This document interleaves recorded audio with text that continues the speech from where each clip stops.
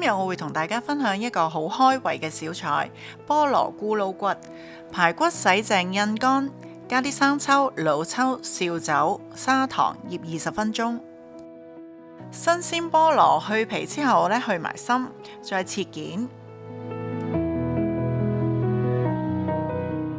青紅尖椒去核，切細塊。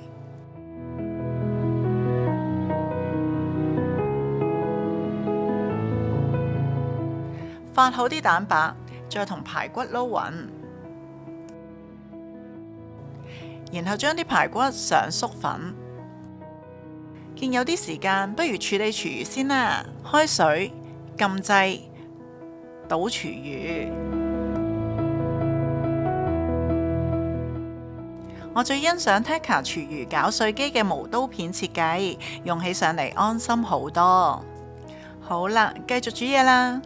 中火將排骨炸到微金黃色，夾起之後再翻炸一次，等佢香脆啲。用少少油爆香青紅椒同埋菠蘿，盛起備用。然後準備醬汁，加水、茄汁、醋、砂糖同埋茄汁，放埋片糖，煮到片糖融化。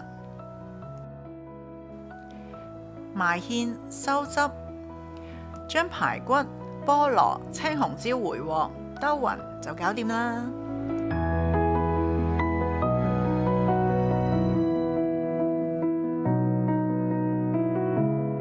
係咪隔住個 mon 都流晒口水呢？食完真係好滿足啊！好，而家去處理埋啲廚餘先。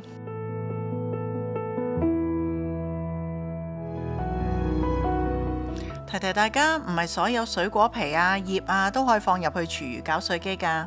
好似菠蘿葉、榴蓮殼呢啲咁硬嘅就唔好放入去啦。而一般水果皮，好似蘋果啊、奇異果啊嗰啲都冇問題嘅。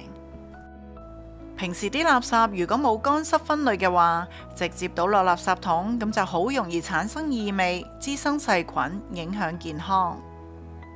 用 Tecca 廚餘攪碎機就可以幫手處理大部分嘅廚餘，而剩低嘅垃圾放喺垃圾桶，咁樣就可以做到垃圾乾濕分離嘅效果，亦都大大減少咗垃圾嘅堆積。